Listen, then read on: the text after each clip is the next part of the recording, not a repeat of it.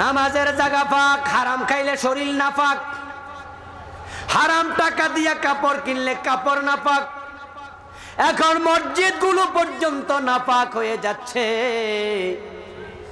যে যত টাকা দেয় জিন্দাবাদ তত বড়, হালাল না হারাম বিজবাজ বিচার করে না। সুদের টাকা ঘোষের টাকা দিয়া মসজিদের টাইলস কিনে মার্বল পাথর কিনছে। সেজদা যেখানে দেও ওই মসজিদের জায়গাটাই নাপাক বানাইয়া দিছে। মসজিদ পাগল করার জন্য আমরা পাগল হয়ে, পাকা করার জন্য পাগল হয়ে গেছি। এই জন্য মসজিদের সভাপতি কে হবে, কে হবে, কে হবে? হাজি সাহেবরে দেন, দৌড়, উনি সাদা দেয় 50 টাকা। তাহলে মাওলানা সাহেবরে দেন, উনি একই তালের 50 টাকা দেয়।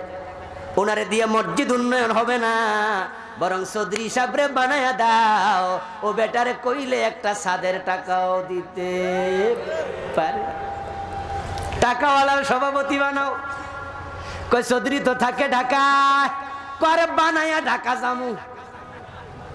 একটা মাইক্রো রিজার্ভ কইরা চৌধুরী সাহেব যে 5 ওয়াক্ত নামাজ ভালো করে পড়ে না, এলাকার লোকেরাও জানে, ওনার ব্যবসা কি সেটাও জানে, কিন্তু টাকা আছে। সভাপতি বানায়া ঢাকা যাইয়া শোনায়া দেয়, চৌধুরী সাহেব আমনে আমরা মসজিদের সভাপতি। ও বুইয়া সাহেব আমনে হন। উনি কয় আমি তো গ্রামে থাকি না। কই ঢাকা থাকেন, আমরাও তো জানি, তাই মাইক্রো বাস রিজার্ভ করে এসেছি। মুস্কি হাসি দিয়া কয়, তোমরা এটা করলা কি? মনে মনে খুশি আমি সভাপতি হইয়া।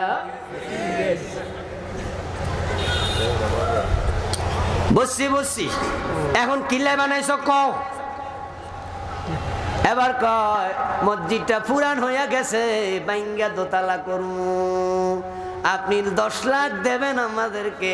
উনি কয় যাও, দিলাম, চেক কাইটা দিছি। জিন্দাবাদ জিন্দাবাদ, হালাল না হারাম চিন্তাটাও মাথায় নেই। অথচ বিশ্বনবী সাল্লাল্লাহু আলাইহি ওয়াসাল্লাম যখন সিজদা দিয়া মাথা উঠাতেন, রাবি বলেন রাসূলের কপালে এবং নাকের মাঝে কাদা মাটি দেখতাম। রাতে বৃষ্টি হয়েছে তাই জমিন ভিজে গেছে। অর্ধ পৃথিবী করেছ শাসন, ধুলার তখ্তে বসে, খেজুর পাতার প্রাসাদ মানে মসজিদে নববী।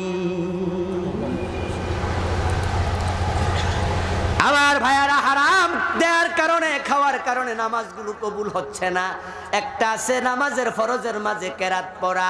এখন হাজার হাজার নামাজি কেরাত শুদ্ধ করে পড়তেই জানে না। কেমনে কবুল হবে নামাজ? তারপরে আবার আমরা চরম ঝামেলা করে ফেলেছি। নামাজের মাঝে, আজানের মাঝে নতুন নতুন বেদাত ঢুকাইয়া দিছি। রাসূলের সাথে ইবাদত না মিললে আল্লাহ নেয় না।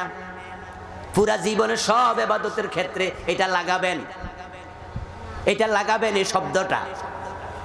মাথার মাপে টুপি, গায়ের মাপে পাঞ্জাবি, রাসূলের মাপে হবে ইসলাম।